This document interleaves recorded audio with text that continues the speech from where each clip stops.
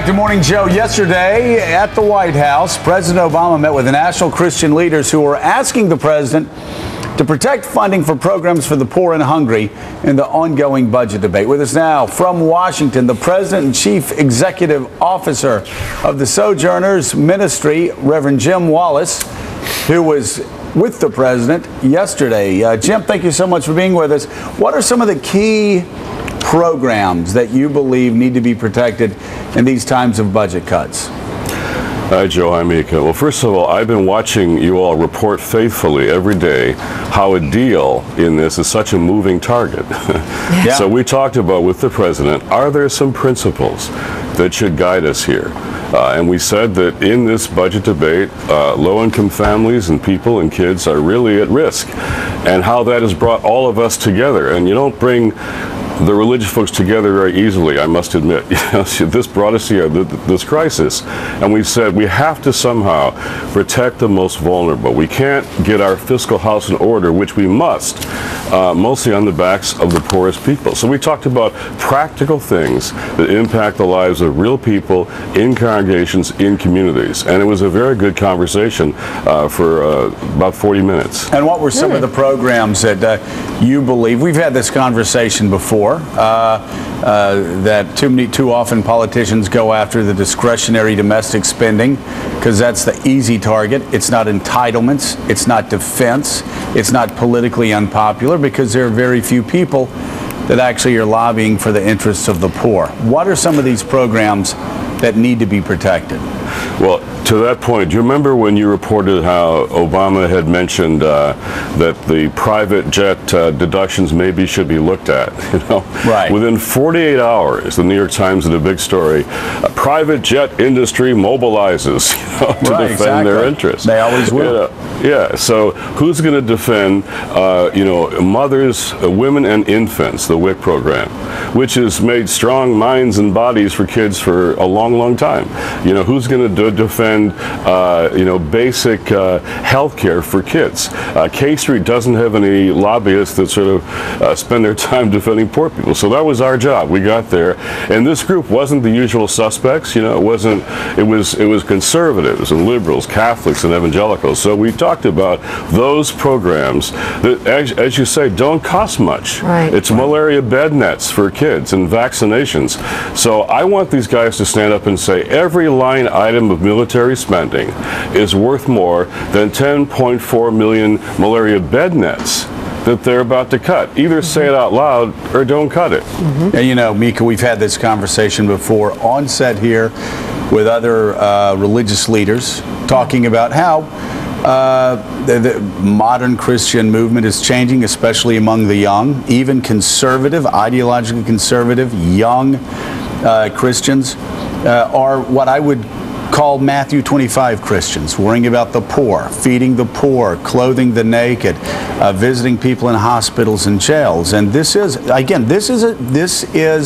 a quiet revolution in the church that's happened over the past 20 years that I think a lot of people in mainstream media have not seen. And Jim's exactly right. Conservatives, moderates, liberals are coming together under this concept. Like, you remember a couple of months ago when the President and Congress were bragging about cutting home heating oil assistance to the poor? Yes. Like that somehow made them legitimate on this issue? Well, a lot of Christian leaders were offended by that kind of talk. I can understand it. I also think that these are the parts of the equation, if I may, Reverend, that are easy to see. And I wonder how this conversation went yesterday and what you were able to bring to the table in terms of insight, in terms of morality, when it comes to the other part of the equation, and that is the fiscal health of this country down the road, the part you can't see. And not just your opinion on that, but how does that fit into the equation as a guiding principle? It's crucial, Mika. I mean, I've got a 12-year-old and an 8-year-old, and I don't want to saddle them with huge debt down the road. So we said, Mr. President, we are committed to fiscal health and getting our house in order.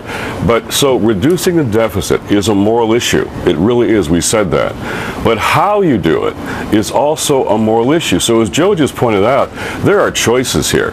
I mean, literally, Joe, it's $2.5 billion to cut home heating oil for low-income families, or exact same amount, $2.5 billion, for subsidies for offshore drilling for oil companies. Those are the choices we're making. Or $8.5 billion we're going to cut for low-income housing versus $8.4 billion for deductions on second vacation homes.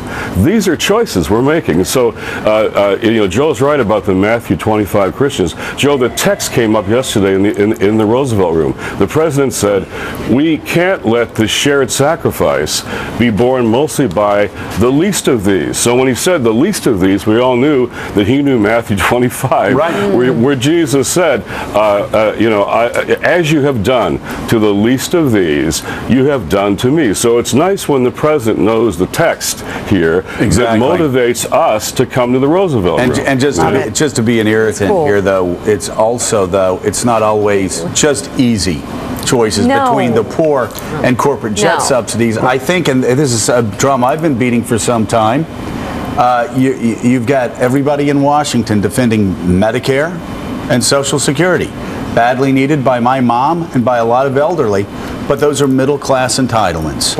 It is Medicare that is constantly slashed and burned. It is home heating assistance to the poor that's slashed and burned. It's not just oil companies and corporate jets. We also have to come to terms with the fact that nobody faces up to middle-class entitlements, but they will slash entitlements for the poor. This is the thing that so much of the left misses, that the progressive case for entitlement reform is that do you want to continue giving money to many well-off elderly people rather than means testing, for instance?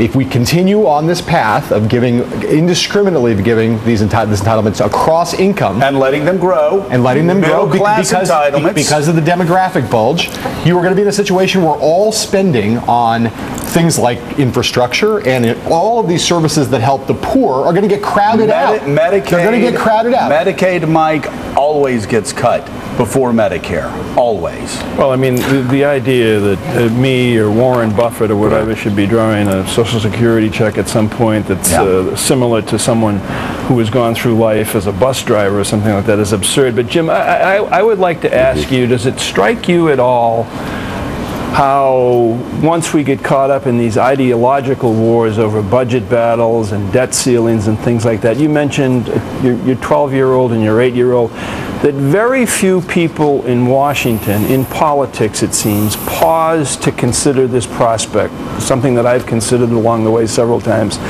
I've never known anyone who says, boy, I would like my child to be born poor. I would like my child to someday grow up and go on welfare. People don't think like that in politics, and yet it's it's so obvious. Who would want that? We get stuck with this notion of the poor, and we think it's somebody unlike us someplace else. Right now, this country is in such a difficult position. It's our neighbor. It's our relative. It's us.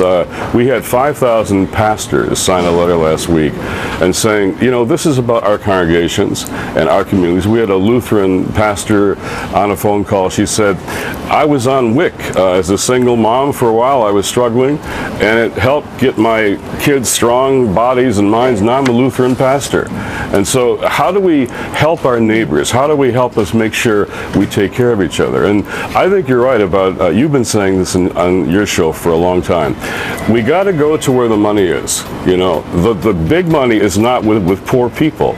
So I gave the president last night a scripture. This is Isaiah, I think, speaking in an ancient budget debate. I must have been. He says, Isaiah says, woe to you legislators of infamous laws who refuse justice to the unfortunate and cheat the poor among my people of their rights and make widows their prey and rob the orphan. I thought you could use that, when you have these negotiations now. That's a good line. What Eric Cantor would say to that. A very good line. Reverend Jim Wallis, thank you very, very much. It's great to hear from you this morning. Thank you, Jim. Thanks for being on this issue, you guys. You're doing a great job. Thanks.